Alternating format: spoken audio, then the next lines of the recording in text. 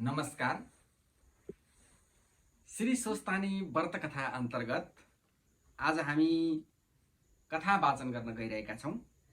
कथा वाचन गर्नु पूर्व स्तुति गरौँ। सबैजनाले फूल चन्दन अक्षता भेटी लिएर सबैले नमस्कार गरौँ। यम ब्रह्मा वरुणेन्द्र रुद्र मरुतस्तुवन्ति दिव्यस्तवै वेदै साङ्गपदकर्मोपनिषदै गायन्ति यम सामगा ध्यानावस्थित ततगतेन मनसा पश्यन्त्यं योगिनो यस्यन्तां न विदुसुरासुरगणा देवाय तस्मै नमः। श्रीमच्चन्दन चरचितोऽहं जलपो शुक्लाम्बरा मल्लिका मालालं कृतकुण्डला परविलस मुक्ताम्बली शोभिता सर्वज्ञान निधान पुस्तकधरा रुद्राक्षमालाकर वाग्देवी वदनाम्बुजे वसतु मे तरलोके माता चिरम्। मुखं करोति वाचालं पङ्गुलङ्घयते गिरिं यत्कृपातमहं वन्दे परमानन्दमाधवं। नमो भगवते तस्मै व्यासाय मिततेजसे यस्य प्रसादात् वक्ष्यामि नारायण कथामिमां। नारायणं नरस्कृत्य नरं चैव नरोत्तमं देवीं सरस्वतीं व्यासं ततो जयमुदीरयेत्।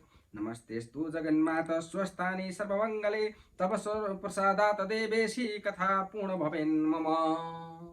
सबैले फूलचन्दन अक्षता भेटी किताबलाई चढाउनुहोस्, किताबलाई ढोग्नुहोस् र आजको कथातर्फ लागौँ। आज हामी 12 अध्यायमा पुगेका छौँ। हिजो हामीले श्री महादेवजी घुमेकै कथामा थियौँ 11 अध्यायमा। अब आजको कथा सुरु गरौँ। कुमारजी आज्ञा गर्नुहुन्छ। हे अगस्त्य मुनि, तहाँ उपरान्त एक दिन श्री महादेवले चित्त दृढ गरी हेरे र सतीदेवीको शरीर आफूसित रहेनछ भनी थाहा पाई। अब कसो गरौँ, कहाँ जाउँ भनी हर्षक चित्तलाई धैर्य गरी अब तपस्या गर्न उत्तरा पन्थमा जान्छु भनी उत्तरतिर गएका त चिज दृढ हुन नसकी भरम भई दक्षिणको बाटो लागेर जाँदा जाँदा बेसुरमा कर्नाटक नगरतिर लाग्नु भएछ, जहाँ एक ब्रह्मपुर थियो। त्यहाँ बसेका संयोगवश त्यति बेला ऋषिहरू गङ्गामा स्नान गर्न गएका थिए। महादेव त्यतिबाट जानुभएको ऋषि पत्नीहरूले देखेर एउटीले आपसमा भन्न लागिन्, हे ऋषि पत्नी हो ती गएका महादेव हुन्। हेर, सतीदेवी मर्नाले बौला जस्ता भई त्यस्ता बेसुरसित हिँड्दछन् हाम्रा ऋषिहरू। एक भक्त रहनाले हाम्रो इच्छा पूर्ण गर्न सक्दैनन्। यस अर्थले हामीहरू श्री महादेवका पछि जाउँ भनी 100 ऋषि पत्नी श्री महादेवका पछि लागि गए। त्यहाँ उपरान्त गङ्गामा स्नान गर्न आएका ऋषिहरूले आफ्ना पत्नीहरू घर छोडी हिँडेको चाल पाए र हाम्रा पत्नीहरू कसका पछि लागेर गए होलान् भनेर खोजी गर्दै जाँदा बाटामा जाँदै गरेका भेटाए र हे महादेव, तिमीले हाम्रा स्त्री किन हरण गरी ल्यायौ भनी ऋषिहरूले भने, हे ऋषि हो, तिम्रा स्त्री किन हरण गरी ल्याउँथे भनी महादेवले भने र ऋषिहरू भन्छन्, यी तिम्रा पछि लागि आएका हुन् भनेपछि श्री महादेव फर्की हेर्दा ऋषि पत्नीहरूलाई देखे मैले त ल्याएको होइन, किन आएछन् भने तब ऋषिहरूले, हे महादेव, हुन सक्छ तिम्रो जिउ डाल र देखेर हामीहरूका स्त्री पछि लागि आएका हुनन्, त्यो तिम्रो लिङ्ग पतन होस् भनी श्राप दिए। ऋषिहरूका श्रापले महादेवको लिङ्ग तत्काल पतन भयो। त्यस लिङ्गदेखि ज्योतिर्लिङ्ग उत्पत्ति भई सारा ब्रह्माण्ड संसार छोप्न लाग्यो। तब ब्रह्मा आदि देवता ऋषि यक्ष गन्धर्व किन्नर दैत्य आदि सबै भेला भएर श्री विष्णुका आँगेलतिर गई बिन्ती गरे, हे वैकुण्ठनाथ, श्री महादेवका लिङ्गदेखि ज्योतिर्लिङ्ग उत्पत्ति भई ब्रह्माण्ड संसार छोप्न लाग्यो। त्यस्तो अस्वाभाविक अवस्थादेखि बिन्ती गर्न आयौँ। अब जसो गर्ने हो चाँडै गर्नुहोस् भनी ब्रह्मादीले भनेको सुनि श्री विष्णुले तत्काल उठी ज्योतिर्लिङ्गलाई अङ्गालो हाली राख्नुभयो। त्योदेखि सम्पूर्ण देवता यक्ष गन्धर्व किन्नर र दैत्यहरूले धन्य विष्णु भनी अनेक तरहका स्तुति गरी आफ्ना आश्रममा गए। तहाँ उपरान्त ज्योतिर्लिङ्गदेखि प्रत्यक्ष भई महादेव ऋषिहरू भएनेर गई आज्ञा गर्नुभयो, हे ऋषि हो, बिना अपराधमा तिमीहरूले मलाई श्राप दियौ। तिमीहरूको पनि वाक्य अशुद्ध होस्, फेरि ब्राह्मणीहरू पनि एक पुरुष भनी बस्न नसकुन् भनी श्राप दिएर उत्तरा पन्थमा गई काम क्रोध लोभ मोह त्यागी सम्पूर्ण इन्द्रिय बाँधी दिने आँखा चिम्ले चित्त परम ब्रह्म लगाई बडा कष्टले तपस्या गरिरहे। तहाँ उपरान्त हिमालय पर्वतले आफ्नी स्त्री मेनका गर्भिणी भएको चाल पाएर बहुत खुसी भई आफ्नो मर्यादाले गर्भाधान कर्म गर्दा भए। 10 महिना पूर्ण भयो र मेनकाका गर्भदेखि हिमालय पर्वतकी पुत्री जन्मिन् कस्ती कन्या भने रक्तवर्ण 1000 सूर्यका जस्तो तेज भएकी कोमल अति सुन्दरी पद्मपुत्र जस्ता नेत्र भएकी यस्ती कन्या जन्मेको देखि हिमालय पर्वतले वशिष्ठ आदि ऋषि ज्योतिषीहरूलाई बोलाई विधिसित न्वारण गराए।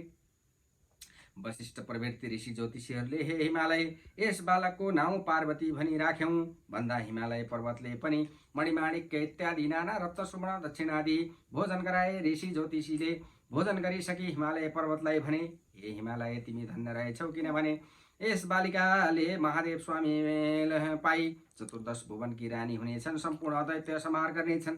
तिम्रा भावशक्तिदेखि हामी पनि कृतार्थ भयौं। अब आज्ञा दिए आफ्ना आफ्ना आश्रममा जान्छौं भनी ऋषि ज्योतिषीले भनेको वचन सुनि हिमालय पर्वत खुसी भई साष्टाङ्ग प्रणाम गरी जानुहोस् भनी बिदा दिए र ऋषि ज्योतिषी आफ्ना आश्रममा गए। तहाँ उपरान्त पार्वती पनि शुक्ल पक्षका चन्द्रमा झैं दिनदिन बढी ठुली भइन्। खेल्दामा पनि शिव पूजा गरी खेल्थिन्, खाँदामा पनि शिवलाई चढाई खान्थिन्। यस्ता तरहले पार्वतीले बालक अवस्थादेखि नै सधैँ शिवका भक्तिमा चित्त लगाइरहन्थिन्। एक दिन नारद ऋषिले विष्णुसित गई भने, हे वैकुण्ठनाथ, हिमालय पर्वतकी पुत्री पार्वती नाउँ गरेकी कन्या तपाईलाई योग्य छन्। लक्ष्मी भन्दा पनि परम सुन्दरी 32 लक्षणले युक्त भएकी ती कन्या तपाईले विवाह गर्नुहोस्। यति नारदका वचन सुनि श्री विष्णु आज्ञा गर्नुहुन्छ। त्यो धन्दा तपाईलाई किन चाहियो? म कोही अहिले ठेगान गरी आउँछु भनी हिमालय पर्वत कहाँ गए। हिमालय पर्वतले नारद ऋषि आएको देखि शिष्टाचार गरे। तब नारद भन्दछन्, हे गिरिराज, तपाईसित केही बिन्ती गर्न आए। तपाईकी पुत्री पार्वती वैकुण्ठनाथ श्री विष्णुलाई दिनुहोस्। यति नारद ऋषिका वचन सुनि हिमालय पर्वत खुसी भई, हे नारद, उत्तम कुरा भन्यौ। तिम्रा आज्ञाले मेरी पुत्री पार्वती विष्णुलाई दिए। विष्णुसँग गई यही कुरा भने। यति हिमालय पर्वतले भनेपछि त्यहाँदेखि नारद ऋषि वैकुण्ठमा गएर हिमालयसित भएका कुरा सब वृत्तान्त कहे।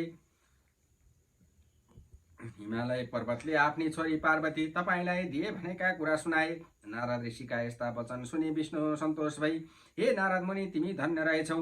अब आफ्ना आश्रममा जाऊ भनी बिदा दिए र नारद ऋषि आफ्ना आश्रममा गए। त्यहाँ उपरान्त हिमालय पर्वतले पार्वती कन्यादान दिन भनी सामग्री तयार गरी नारद ऋषिलाई बोलाई विष्णुका सानिध्यमा पठाए। लग्न ठहराई आफ्ना गुरु बृहस्पति आदि सम्पूर्ण देवता ऋषि यक्ष गन्धर्व किन्नर दैत्य नाग सबैलाई निमन्त्रणा गरी श्री विष्णु पनि पार्वती कन्यादान लिन भनी हिमालय पर्वत कहाँ गए। मेनकाले पनि पार्वतीलाई हिरा मोती मणिमाणिक नाना रत्नले जडी जडाउ भएका गहना र वस्त्र पहिराई सिंगारी राखेकी थिइन्। त्यो देखि जया, विजया, अजिता, अपराजिता नाउँ गरेकी सखीहरूले पार्वतीलाई भने, हे पार्वती, आज तिम्रो विवाह हुनेछ, विष्णुलाई कन्यादान दिन्छन् भनी कहे। यति सखीहरूले कहेको सुनि पार्वतीले मनमा सन्देह गरी, मैले बाल्यावस्थादेखि श्री महादेव स्वामी पाऊँ भनी उनैको चिन्तन स्मरण गरिरहेको छु। श्री महादेवलाई नदी अरू कसैलाई दिए भने आत्महत्या गरी मर्दछु भनिन्। पार्वतीका यति वचन सुनि सखीहरू भन्छन्, हे पार्वती, उसो भए तिमी यहाँ नबस, हामी कसैले नदेख्ने ठाउँमा लुकाइ आउँछौँ। हिँड, त्यसो नगरे थोरै बेरमा तिमीलाई लैजान्छन्। सखीहरूले यति कुरा भनेपछि जसो गर्ने हो गर भनिन् र सखीहरूले नदीका तिर वनमा लगी कसैले नदेख्ने ठाउँमा लुकाइ आए। तहाँ उपरान्त हिमालय पर्वतले आफ्ना गुरु बृहस्पतिलाई यज्ञमा बसाली विधि गराई कन्यादान दिन भनी पार्वतीलाई लिन पठाए। घरमा देखेनन् र जहाँ तहाँ खबर गरे कहीँ पनि पाउन सकेनन् र हिमालय पर्वतले चित्त आकुल गरी गुरु बृहस्पति ऋषि समक्ष पार्वती कहीँ छैनन्, कसो गरौँ भने। यति हिमालय पर्वतले भनेको वचन सुने बृहस्पति ऋषिले यस लग्नमा भएन भनी विष्णुसँग बिन्ती गरे र विष्णु आदि सम्पूर्ण देवता आफ्ना आश्रममा गए। तहाँ उपरान्त पार्वतीलाई लुकाइ आएपछि नदीका तीरमा बसी बालुवा ल्याई शिवलिङ्ग बनाई महादेवको आराधना गरी पूजा गर्न लागिन्। त्यस बालुवाका लिङ्गदेखि महादेव प्रत्यक्ष भई आफ्नो स्वरूप दर्शन दिए। हे पार्वती, मलाई किन आराधना गर्यो भनी आज्ञा भयो र पार्वती बिन्ती गर्दछिन्, हे जगदीश्वर, मैले बालक अवस्थादेखि महादेव स्वामी पाऊँ भनी हजुरलाई धाइरहेको छु। मेरा पिता हिमालय पर्वतले विष्णुलाई कन्यादान दिन लाग्दा भागी यहाँ लुकिरहेकी छु, रक्षा गर्नुहोस्, मदेखि प्रसन्न भई बक्सियोस् भनी बिन्ती गरिन्। महादेव आज्ञा गर्नुहुन्छ, हे पार्वती, तिम्रा बाबा महतारीले कन्यादान नदी मैले तिमीलाई स्त्री भन्नु हुँदैन भनी आज्ञा हुँदा फेरि पार्वती बिन्ती गर्दछिन्, हे ईश्वर, जसरी मेरो कल्याण हुन्छ सोही मलाई उपदेश गर्नुहोस् र भनिन् र महादेव आज्ञा गर्नुहुन्छ, हे पार्वती, विष्णु आई तिमीलाई जस्तो उपदेश गर्नन् त्यसै गरे। यस्तो महादेवले आज्ञा भएको सुनि पार्वतीले हवस् भनी साष्टाङ्ग प्रणाम गरी महादेव अन्तर्ध्यान भए। ता उपरान्त पार्वती घर गइनन्। हिमालय पर्वतले पार्वती आएको देखेर क्रोधले कहाँ गइथिस् भनी सोधे। पार्वतीले भनिन्, हे पिता, केटाकेटीदेखि मैले महादेव स्वामी पाऊँ भनी उनीको चिन्तन गरिरहेको छु। तपाईँले विष्णुलाई कन्यादान दिन लाग्दा लुक्न गएकै थिएँ। यसरी पार्वतीले भनेको वचन सुनि न्वारानका दिन वशिष्ठ आदि ऋषि ज्योतिषीहरूले भनेका कुरा सम्झी चुप लागे।